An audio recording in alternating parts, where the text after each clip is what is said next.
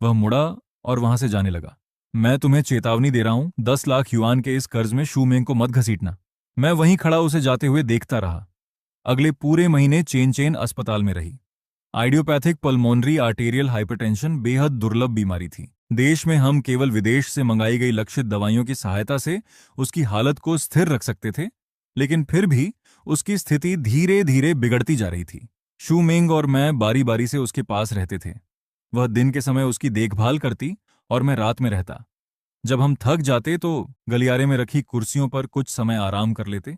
भूख लगने पर अस्पताल की भोजनशाला से मिलने वाला सबसे सस्ता डिब्बा बंद खाना खाते। शू परिवार का कोई भी व्यक्ति हमसे मिलने नहीं आया। मैं जानता था कि शू मेंग अंदर से बहुत दुखी थी, लेकिन उसने कभी कुछ नहीं कहा। कभी कभी मैं आधी रात में जागता और उसे बिस्तर के पास बैठे हुए देखता। वह चेन चेन का छोटा सा हाथ पकड़े चुपचाप शून्य में देखती रहती थी। 1 महीने बाद आखिरकार शू परिवार वहां आया।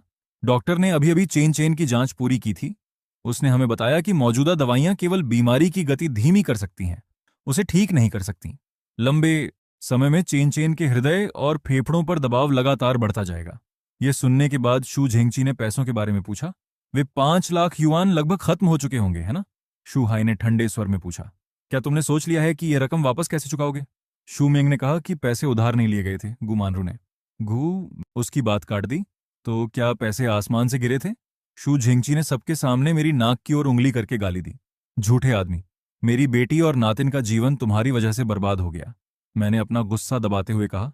पिताजी, कृपया आवाज धीमी रखिए। बच्ची को परेशान मत कीजिए। तुम मुझे पिताजी कहने के लायक नहीं हो। तभी कमरे का दरवाजा खुला और डॉक्टर कई विशेषज्ञों के साथ अंदर आया। हमारे पास एक खबर है, डॉक्टर ने हमारी ओर देखते हुए कहा।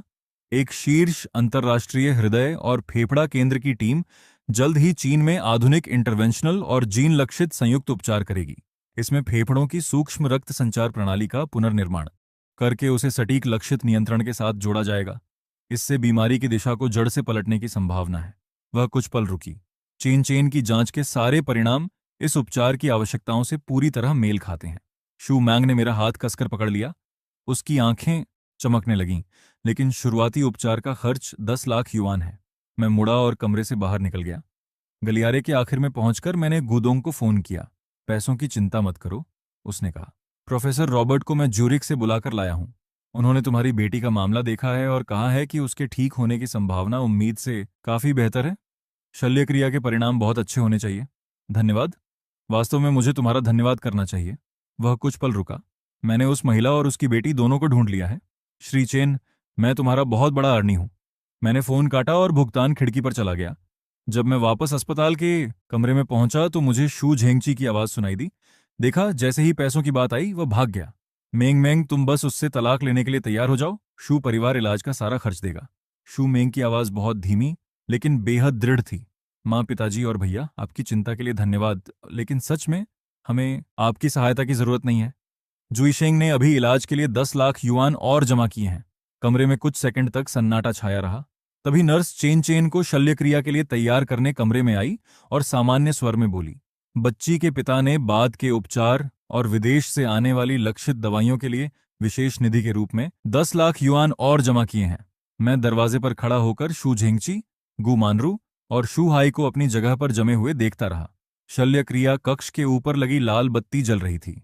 शू मेंग मेरे कंधे का सहारा लेकर खड़ी थी और उसका शरीर हल्का हल्का कांप रहा था।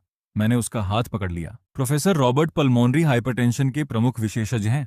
वह इस तरह के 27 उपचार कर चुके हैं और सभी सफल रहे हैं। शू हाई उदास चेहरे के साथ हमारे पास आया। चैन जोईशेंग, तुमने श्री लू से कितने पैसे उधार लिए हैं? मैंने सिर उठाकर उसकी ओर देखा।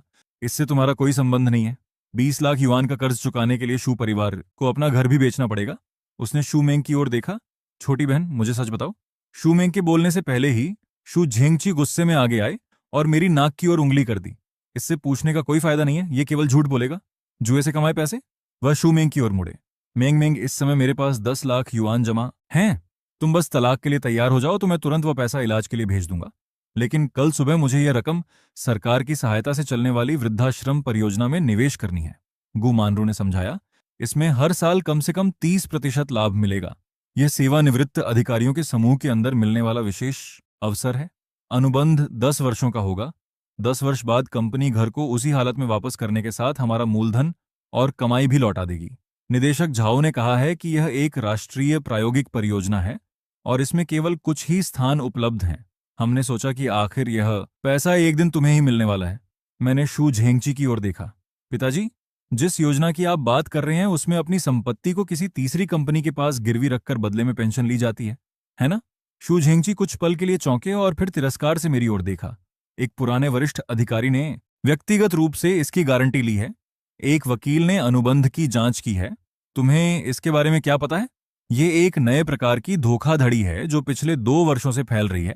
ये तथाकथित पेशेवर कंपनियां आमतौर पर खोखली कंपनियां होती हैं जिनकी पंजीकृत पूंजी केवल कुछ 10,000 युआन होती है। शुरुआती कुछ महीनों तक वे सच में समय पर पेंशन देती रहेंगी, लेकिन जब तक आपको असलियत समझ आएगी आपका घर और पैसा दोनों जा चुके होंगे। निदेशक झाओ या तो खुद धोखे का शिकार हो चुके हैं या फिर इससे पहले कि मैं अपनी बात पूरी करता शू झेंगची गुस्से से फट पड़े। बकवास। हमने पूरी जिंदगी संबंध और पहचान बनाने में बिताई है और तुम्हारे जैसा शराबी हमें ज्ञान देने की हिम्मत कर रहा है। अनुबंध में हर बात काले अक्षरों में साफ लिखी है। क्या सरकार इसे अनदेखा कर देगी?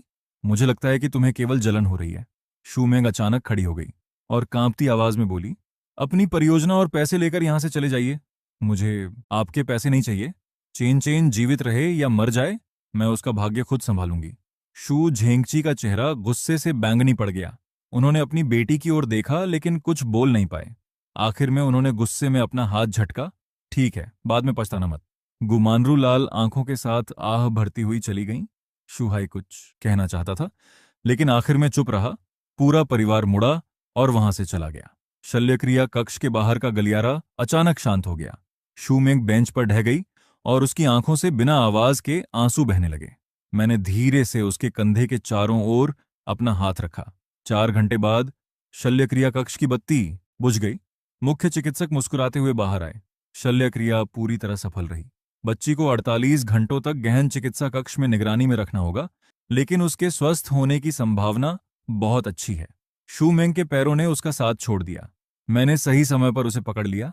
उसने अपने दोनों हाथों से चेहरा ढक लिया। उसकी उंगलियों के बीच से आंसू बह रहे थे, लेकिन इस बार वे खुशी के आंसू थे। 2 महीने बाद चानचैन को अस्पताल से छुट्टी देने की सारी शर्तें पूरी हो गईं। छोटी बच्ची के चेहरे का रंग काफी सुधर गया था। हालांकि उसे अब भी नियमित दवाइयों और जांच की जरूरत थी, लेकिन वह पहले से ही उछल कूद कर सकती थी। उसके नए जीवन का जश्न मनाने के लिए हमने हाल ही में खुले एक महंगे स्टेक हाउस में मेज बुक की। मैंने अपनी बेटी से वादा किया था कि उसके ठीक होने के बाद मैं उसे सबसे अच्छा स्टेक खिलाने ले जाऊंगा। स्टेक हाउस का वातावरण बेहद शानदार था। चेन चैन अपनी कुर्सी पर उत्साह से अपने छोटे छोटे पैर हिला रही थी। शूमेंग ने उसके सामने रूमाल फैलाने में सहायता की। खाना परोसा गया। मैं स्टेक काटने ही वाला था कि एक महंगा लेकिन शरीर पर ठीक से न बैठने वाला सूट पहने युवा आदमी गलियारे से गुजरा। उसने यूं ही हमारी ओर देखा। उसकी नजर शूमेंग पर पड़ी और अचानक रुक गई। शूमेंग। उसके चेहरे पर पहले हैरानी दिखाई दी और फिर एक मजाकिया मुस्कान आ गई। वह हमारे करीब आया। उसकी नजर पहले मुझ पर और फिर चेन चेन पर गई। वह कुछ अधिक देर तक चेन चेन को देखता रहा। आखिर में उसकी नजर वापस शूमेंग के चेहरे पर आ गई। मैंने सुना था कि तुम्हारी शादी हो गई है। क्या ये तुम्हारा पति है? शूमेंग की उंगलियां हल्की सी कस गईं। इस आदमी का नाम झू फांग था। बहुत पहले शूमेंग के माता पिता उसकी शादी इसी व्यक्ति से करवाना चाहते थे। उसे देखते ही शूमेंग का शरीर साफ तौर पर अकड़ गया। झू फांग। शूमेंग की आवाज असहज थी। क्या संयोग है? झू फांग मेरी ओर मुड़ा और मुझे ऊपर से नीचे तक देखने लगा। वह साफ तौर पर मेरा आकलन कर रहा था। उसने अपना हाथ आगे बढ़ाया। श्री चेन, आपसे मिलकर अच्छा लगा। क्या ये आपकी बेटी है? ये तो काफी बड़ी हो गई है। मैं खड़ा हुआ और उससे हाथ मिलाया। उसने जानबूझकर मेरे हाथ को जोर से दबाया। मैं बिल्कुल नहीं हिला और केवल शांति से उसे देखता रहा। जब इतना बड़ा संयोग हो ही गया है तो हम साथ क्यों ना बैठें? झू फांग ने सामान्य स्वर में कहा। फिर वह अपने पीछे खड़ी सलीके से श्रृंगार की हुई महिला की ओर मुड़ा। हे पिंग, यह मेरी पुरानी दोस्त शूमेंग और उसका पति है। मेंग मेंग, यह मेरी प्रेमिका हेपिंग है। उसने पुरानी दोस्त और प्रेमिका शब्दों पर थोड़ा ज्यादा जोर दिया। हे पिंग की नजर तेजी से शूमेंग पर घूमी और आखिर में उसके कपड़ों पर जाकर रुकी। उसके चेहरे पर श्रेष्ठता का हल्का भाव उभर आया। वह चमकती मुस्कान के साथ बोली, आप बहन शू हैं, है ना? क्या संयोग है। चलिए साथ बैठते हैं। मेज के नीचे शूमेंग ने धीरे से मेरा हाथ पकड़ लिया। मैंने भी उसका हाथ पकड़कर पिंग की ओर मुस्कुराते हुए कहा, बहन शू कहकर आप कुछ ज्यादा ही विनम्र हो रही हैं। आप तो मेरी पत्नी से काफी ज्यादा परिपक्व दिखाई देती हैं। हे पिंग का चेहरा अकड़ गया। जू फांग ने कई महंगे पकवान मंगवाए और फिर मेरी ओर देखा। श्री चेन, आप इस समय क्या काम करते हैं? आज का खर्च मैं उठाऊंगा। मैं एक छोटा सा व्यवसाय चलाता हूं। मैंने सपाट स्वर में कहा। छोटा व्यवसाय भी अच्छा होता है, उसमें आजादी रहती है। वह वेटर की ओर मुड़ा। हमारे लिए 2015 की मोनराशे ड्राई व्हाइट वाइन की एक बोतल लाओ। पहले उसे हवा लगने देना। उसने वाइन का नाम बेहद सहजता से बोला और फिर शू मेंग की ओर देखा। मेंग मेंग, मुझे याद है कि तुम पहले ज्यादा शराब नहीं पीती थीं, लेकिन ये व्हाइट वाइन समुद्री भोजन के साथ बहुत अच्छी लगती है। तुम थोड़ी सी छक सकती हो? हे पिंग ने तुरंत कहा। हाँ, आप फांग खाने पीने की चीजों को लेकर बहुत समझदार है। ये वाइन सस्ती तो नहीं होगी, है ना? ऐसा लग रहा था कि वह जू फांग से पूछ रही है, लेकिन उसकी नजरें शू मेंग पर थीं। जू फांग ने सामान्य स्वर में कहा, ज्यादा महंगी नहीं है। आज के पकवानों के साथ अच्छी लगेगी। वाइन जल्दी ही आ गई। शिष्टाचार के अनुसार वेटर ने छकने के लिए जू फांग के प्याले में थोड़ी सी वाइन डाली। जू फांग ने प्याले को घुमाया, उसकी खुशबू सूंघी और एक घूंट लेकर कुछ पल तक स्वाद महसूस किया। फिर उसने सिर हिलाया। ठीक है। उसकी पूरी प्रक्रिया जानबूझकर बहुत दिखावटी थी।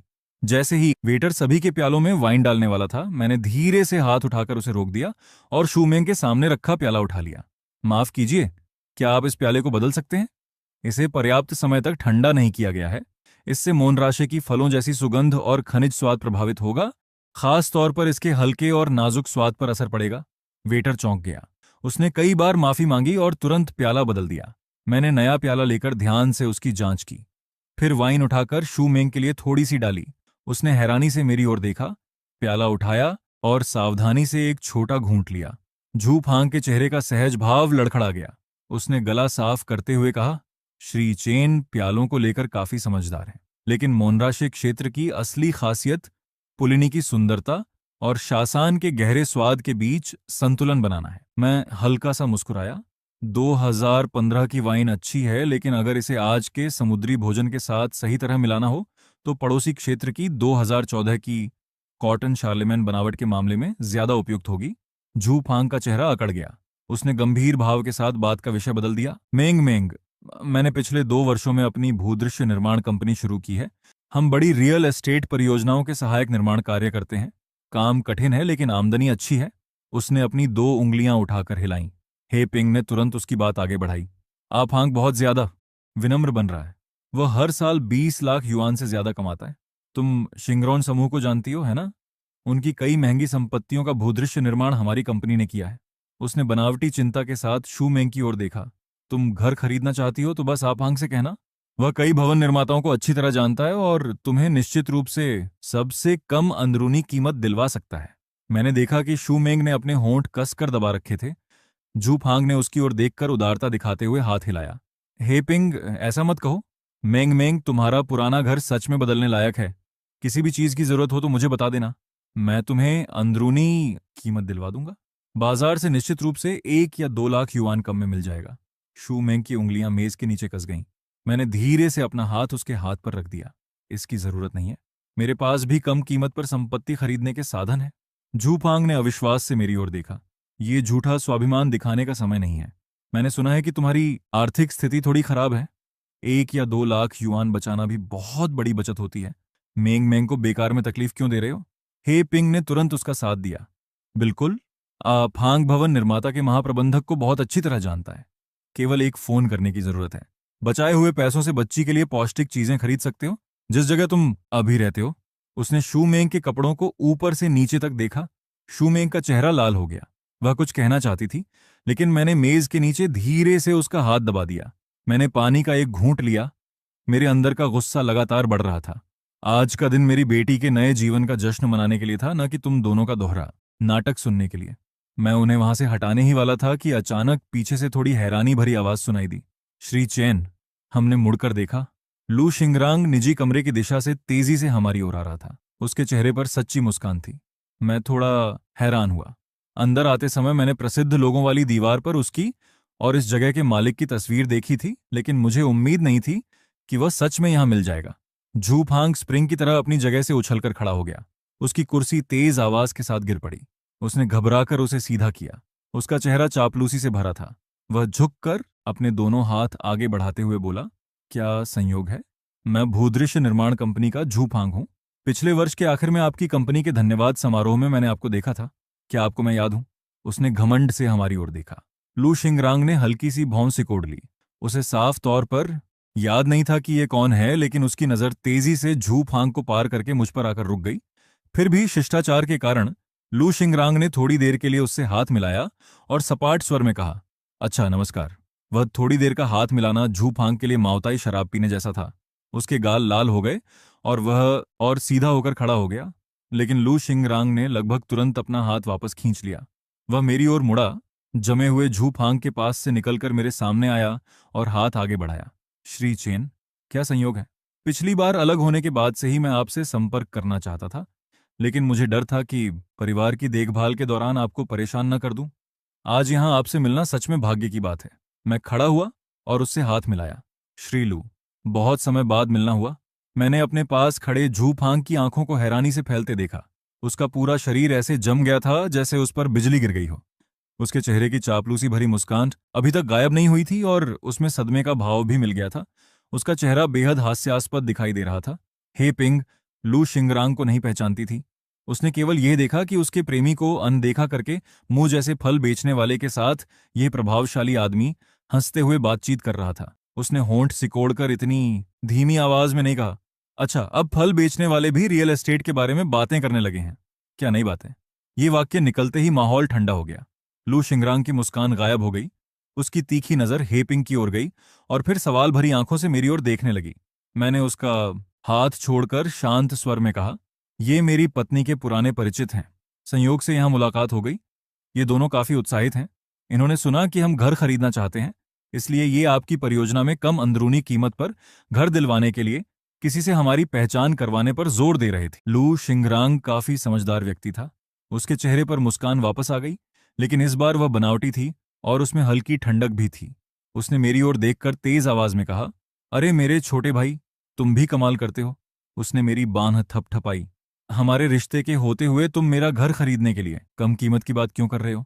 उसने हैरान खड़े झूफांग और हेपिंग की ओर देखा। उसकी मुस्कान नहीं बदली, लेकिन उसके स्वर में एक श्रेष्ठता थी। मेरे छोटे भाई भाभी और ये प्यारी सी बच्ची। उसने प्यार से चेन चेन की ओर देखा। मेरी कौन सी परियोजना या कौन सा घर पसंद है, मुझे सीधे बता देना।